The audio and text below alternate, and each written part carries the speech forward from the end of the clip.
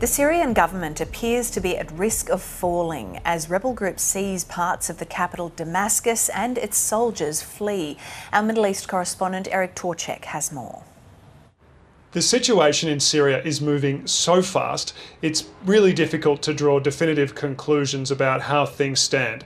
But we do know that there's very fierce fighting occurring in the strategically important city of Homs, north of Damascus. We know that battles there have been going for some time between opposition groups and government forces. And we've also seen that residents in parts of Damascus have occupied the streets. They're tearing down posters of President Assad, and it looks like the government has lost control in many key parts of the capital. There's videos of soldiers, government soldiers, abandoning their positions, throwing off their uniforms and retreating.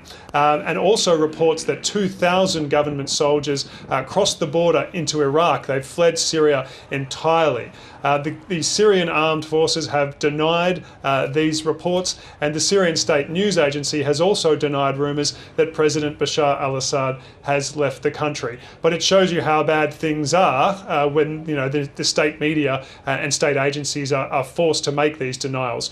We do know that opposition groups have also advanced in other parts of the country as well. It's clear that the government has now lost the east of the country around Deir ez-Zor, and has also lost areas in the south. Sweda and Daraa have apparently entirely been vacated by government troops.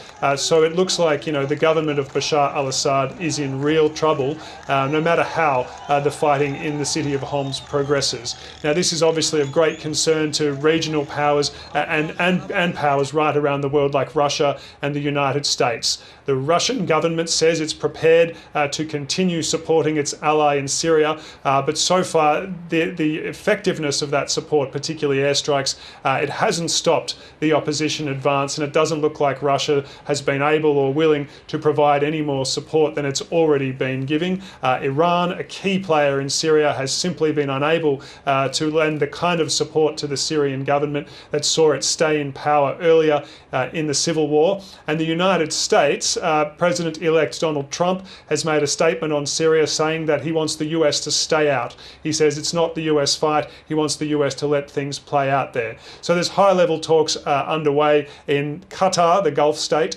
tonight, discussing the future of Syria and what's going to happen. But really, the situation on the ground is what matters. That's changing very rapidly, and it looks like the 54-year rule of the Assad family may be nearing its end.